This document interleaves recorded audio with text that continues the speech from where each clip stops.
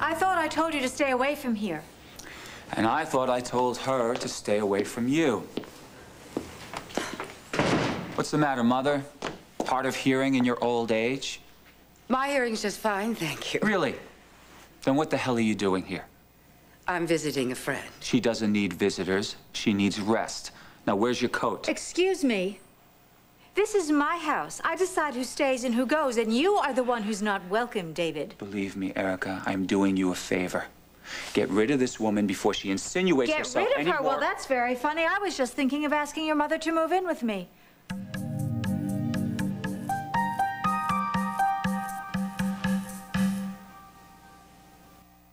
How can you tolerate such disrespect, Vanessa, from your son, no less?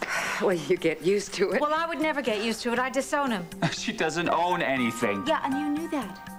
And still you had her thrown out of the Valley Inn, and now you won't let her move in with a friend? I mean, what is wrong with you? Do you want her to live in a cardboard box on the street? And preferably without a view. What I want is for her to leave town and never come back. Well, you know something? You just might be the best doctor in the world, but that doesn't give you a right to talk to your mother like that. Oh, you know, Vanessa, I have to hand it to you. You really do manage to land on your feet. No, that's enough. I'm not going to stand here in my own home and allow you to insult the only person who's really been a friend to me. Oh, yeah? Well, did your friend tell you that I gave her a plane ticket to Palm Beach, where she can seek shelter from her other best friend, Bunny? I've never flown a tourist in my life. She has other options, Erica.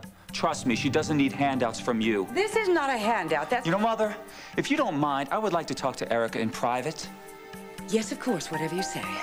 Erica, would you mind if I made myself a cup of tea? No, not at all. The kitchen's over there. Thank you. And if you're hungry, there is fruit in the fridge. Then Lux will choke on it. That is a hateful thing to say. Now, this better be good. Because right now, I think you're the viper, not your mother. So you think I'm hateful? Okay, fine. Then let me tell you how I got that way. No, you despise me, Erica. But do you honestly think that I'm that heartless? That I would treat my own mother the way that I do without good reason? Frankly, I don't know what your reasons are. All I know is that you are a liar. That you lied to me. That you insisted that I was the one who made us drive all the way back from New York in that blizzard. We've been through when this, all the while... okay? I had a patient. Yes, so you told me only weeks after you put the whole blame on me. So why should I believe anything you tell me now, especially about your mother, who's the only person in this town who was really kind to me? Okay, look. From what I understand, you had an incredible mother. Everybody speaks of her with nothing but affection and admiration. Yes. My mother was a wonderful person. What has that got to do with yours? She sounds like she was a woman that you could turn to with anything that you might need. Am I right? Yes, of course. A mother that you could trust, who would love you unconditionally. Yes, that's true. And I think that's true of all mothers. I think that's natural. No. Natural for you, maybe. I've seen you with Bianca, Erica. And yes, you are a wonderful mother. So perhaps it would be hard for you, difficult, if not impossible, for you to understand the jaundiced way that Vanessa views motherhood. Well, I've never seen her be anything but supportive to you. No, that is a facade that she wants everybody else to see. Especially those she wants to impress. Or should I say, manipulate. She loves you. No. She doesn't love me. She loves herself. As far as she's concerned, the only reason why I was born was to adore her, to serve her. And I did. For years, I thought she was the most beautiful creature that ever walked the face of the earth. And you want to know something else?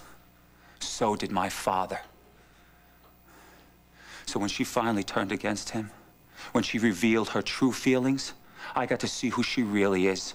A selfish, egocentric, money-hungry... Look, why are you telling me all So I this? finally stood up to her. And from that moment on, she has turned against me. She has hated me ever since. You make her sound like a monster. That's right. She is.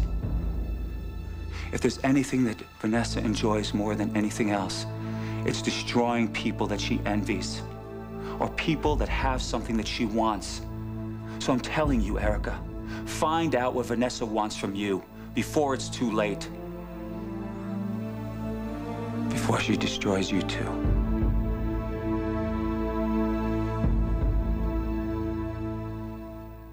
Let's just say, for argument's sake, that I believe you.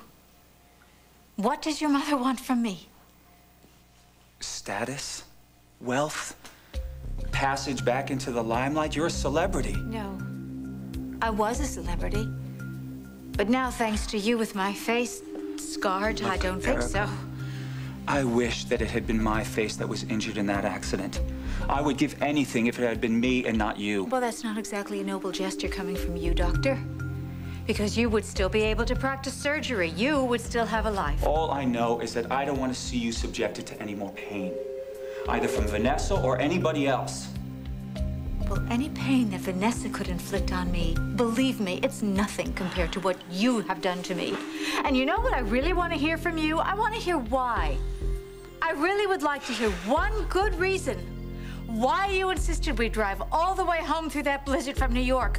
I want to hear one good reason why I should be scarred for the rest of my life, probably. Erica, that accident was a stroke of bad luck. A stroke of bad luck? That's all you can say? Yes. But as far as my mother is concerned, I'm begging you. I am begging you to stay away from her. Take my advice before she eats you alive.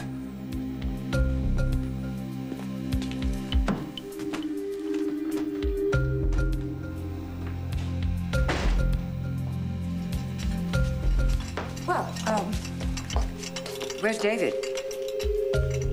He left. Oh, well, this may sound silly, but I was hoping we could all sit down and have tea together. He made some very serious accusations.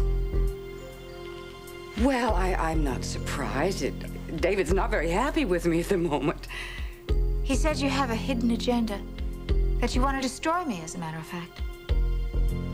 And you believed him? Where there's smoke, there's fire.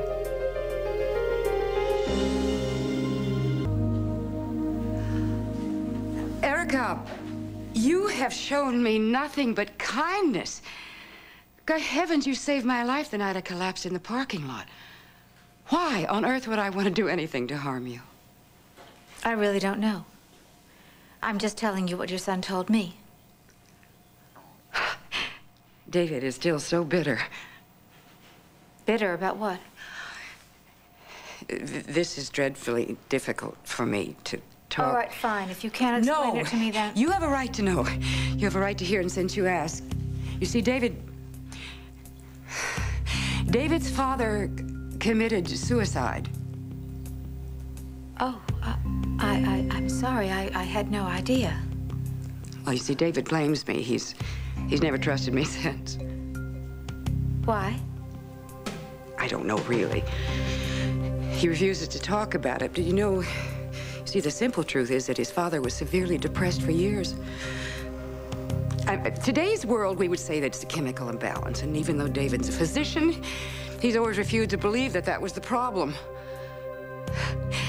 But you know, well, the real tragedy of it all is this. My son, my only son, who is so alienated from me that he doesn't care if I live or die or have a roof over my head. Look, this is very sad. Of course you can stay here until you get your feet on the ground. Thank you, Eric. I don't know. I know you'd understand it. Please, I won't be any trouble. I will be almost invisible. Oh, well, actually, I could probably use the company because I'm telling you, this enforced rest period, this is just a crash and bore. Well, you won't regret it, dear.